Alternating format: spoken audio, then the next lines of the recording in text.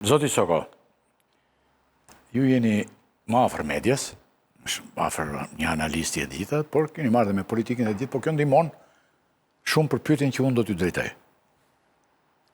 A më vizaton dot çfarë shkarkon, çfarë shënon shkarkimi i Erion Velis, po me penalata kështu shkurt që njerëzit ta kuptojnë sa më thjesht, së pari për të si politikan, për Partinë Socialiste dhe për kryeqytetin. Çfarë është ky shkarkim? Unë do ta nis një para nga vendi. Pesha Erion Velia ka qenë shumë e madhe si politikan. Ngarkesa e pushtetit që ai ka mbajtur mbi supe ka dhënë gravitet jashtëzakonshëm në skenën politike e publike të vendit, kështu që impaktin e parë e ka skena politike publike e vendit tonë, e Shqipërisë. Dhe në gjithë të zallamahin e madhe 35 vjeçare që ka kaluar ky vendi ynë i shkret, vendosja një standardi të tillë ku një kryetar bashkie, i cili është nominuar si ndoshta një ndër personat më të korruptuar në Shqipëri dhe të jesh personi më i korruptuar në një vend kaq të korruptuar si ky joni, më besoni që është goxha arritje e madhe. Të gjej fatin e tij ashtu si kundër drejtësitë e novelave të Dostojevskit do t'ia jepnin. Që të shkojnë në fund të karrierës së tij politike i turpëruar me ngarkesa penale dhe ndoshta një periudhë burgu e gjatë e pret. Ky është një model që vendos tani. Dhe natyrisht, pavarësisht nevojave, kërkesave që ne kemi për të ecur çik më tutje, unë besoj se këtu do të është shumë shkurt sepse unë do të kem ti do të thuash përsëritësh këto besoj dhe fjalë tjera te pjesa kjo është kryesorja. Pra fakti që ne sot në Shqipëri një njeri me kam më të zgjeruar vdekjen politike ka shumë peshë politike shkoj për mbrapa hekur. Zama, ti si mendon tani ra një ngrejine që mendoj që do ishte numri 2.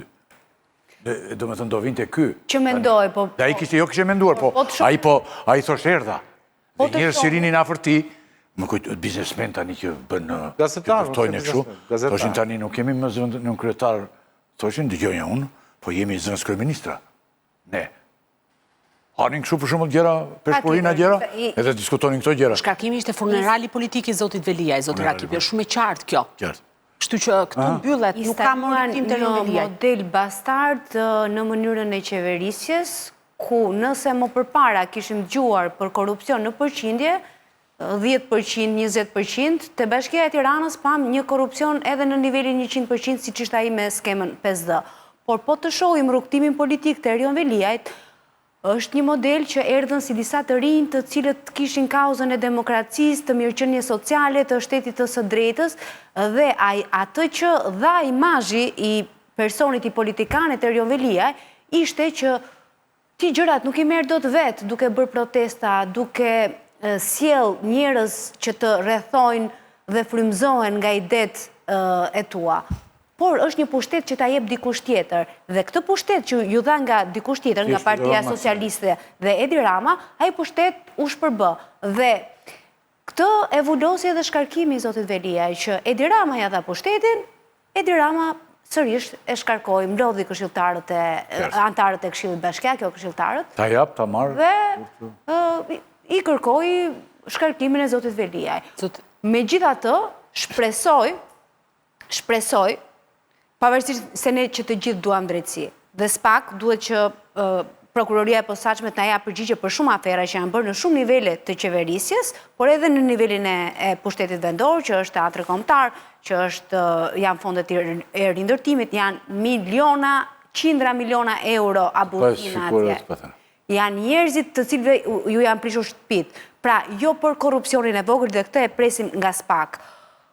Por, më shumë do me thënëse, se sa burgosja e Erion Veliajt, për nivelin e qytetarit është shkarkimi i zotit Erion Veliaj. Dhe besoj dhe shpresoj që qytetarët, kur të votojnë në zgjedhjet e tjera, nëse dekretohen dhe i hap rrugë dhe gjykata kushtetuese nëse nuk do të ketë ankimim, të mendohen mirë se çfarë lloj politikani duhet të vi. Dhe jo një politikan që minimalisht ne do flasim pak edhe për sektorin e ndërtimit. Jo, do të kemi pikë më vetë. Po të shohim, sepse çmimi i banesave ka shkuar në sipërfaqet e lejeve të ndërtimit 6 mujorin e parë janë me 20% në rënje të lejeve të dhëna. Pra, do jemi të kjo edhe pse kompetencat e Bashkisë së Tiranës janë për një nivel më të ullët deri në 6 kate për dhënien e leje, sërish nuk kemi më atë intensitet të lejeve dhe të makinacionit të interesat e ndërtuesve të bizneseve të mediave. Çmimet e banesave në stratosferë. Fakt, kur çmimet e banesave kanë shkuar në stratosferë, çmimet frikshme, pa imagjinueshme, shumë banesa, shumë graçele në shumë ndërtime, janë pothuajse bosh, mbas statistikave zyrtare. Ola, Shqipëria rezulton vendi i dytë në Evropë për rritjen e çmimeve të banesave. Është një indeks i përvitshëm që bën një nga kompanitë më të mëdha Big Four të auditimit. Ju lutem kontrolloni të mos ketë dhe për herë të parë indeksin e pronave dhe të vijojmë ne. Se kemi dhe pak minutat, mos vi njëri aty. Dhe për herë të parë, në vitin 2025, ishte përfshirë edhe Shqipëria, e cila rezulton e dyta sa i takon në rritjes më të lartë në përqindje të çmimit të banesave pas Polonisë. Si kryeqytet, i dyti renditet Tirana, pas Jeruzalemit, ndërsa si qytete, pas Jeruzalemit dhe Krakovit në Poloni, renditet Tirana dhe më pas Vlora. Çmimi mesatar i banesave në rang vendi ka shkuar 1.620 euro. Shifrat për rritje në nivel 35%, afro 20%, i ka miratuar së fundi dje u publikua dhe raporti stabilitetit financiar që shoqëroi me indeksin Fisher, edhe Banka e Shqipërisë, dhe që nga viti 2013 deri në vitin 2025, po të shohim se si kanë lëvizur çmimet në krye qytet, ne mund të themi që kemi dy fishim, pra një rritje me 200%, ndërkohë që në disa zona kemi edhe 3 deri në 5 fishim. Sepse po të shohim me çfarë çmimesh po shiten në disa kulla ku nuk është hapur as gropa, por është vetëm ajo letra e lejes së ndërtimit në krye qytet, shitet me çmime 7 deri në 10.000 euro për metër katror, që praktikisht janë të papërballueshme. Tani çfarë do të thonë këto çmime? 1. Sa është rritur paga mesatare në Shqipëri? A është dyfishuar? Jo. Sa është rritur niveli pensionit në Shqipëri? A është dyfishuar? Shproporcion është një shproporcion i madh. Përveç rritjes raport të drejtë totalisht. Është shtrentuar dhe çmimi i qiras, pra edhe kosto e qiras ka shkuar 500 deri në 800 euro, po t'i referohemi sërish këtij indeksi për kryeqytetin.